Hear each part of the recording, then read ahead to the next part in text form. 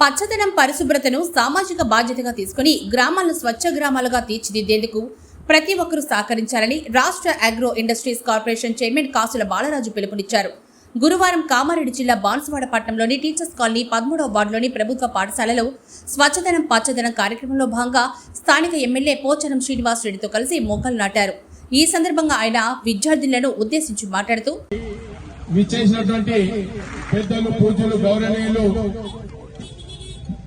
మన మాజీ సభాపతి ప్రస్తుతం ఎమ్మెల్యే పోచారం శ్రీనన్న గారికి ఇక చాలా మంది ఉన్నారు. ఇక పేర్లు చెప్తే ఒకళ్ళ పేరు చెప్పి ఒకళ్ళ పేరు చెప్పకపోతే ప్రాబ్లం ఉంటుంది.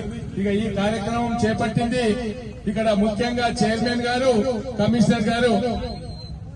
మరి ఈ కార్యక్రమానికి విచ్చేసినటువంటి ఉపాధ్యాయులు, స్టూడెంట్స్ అందరికీ కూడా నమస్కారాలు తెలుపుతూ ముఖ్యంగా స్వచ్ఛదనం పచ్చదనం ఈ కార్యక్రమం ఎంతో చేయవలసింది. ఎందుకంటే అందరూ ఆరోగ్యంగా ఉండాలంటే మరి క్లీనింగ్ ఉండాలా. మరి ఇప్పుడు ఉండేటువంటి పరిస్థితి వర్షాకాలం కాబట్టి పరిశుభ్రంగా ఉంటే రోగాలు రావు, దోమలు రావు. చెట్లు పెడుతుంటే ఆక్సిజన్ గా మంచిగా తీసుకునే పరిస్థితి ఉంటుంది కాబట్టి, వర్షాలు పడే పరిస్థితి ఉంటుంది కాబట్టి మనం అందరం కూడా చెట్లను పెంచాలి, పరిశుభ్రంగా ఉంచుకోవాలనే కార్యక్రమంలో పెద్దలు పూజలు గౌరవనీయులు మరి సీనన్న గారి దీని గురించి మొత్తంగా చెప్తారు. కాబట్టి నేను ఎక్కువ ఇప్పటికే చాలా లేట్ అయిపోయింది. విద్యార్థినీలు అందరూ కూడా అలసిపోయినట్టు కనబడుతున్నారు. కాబట్టి మరి ఇప్పుడు మరి పెద్దలు మాట్లాడాలని కోరుకుంటూ నేను ముగిస్తున్నాను.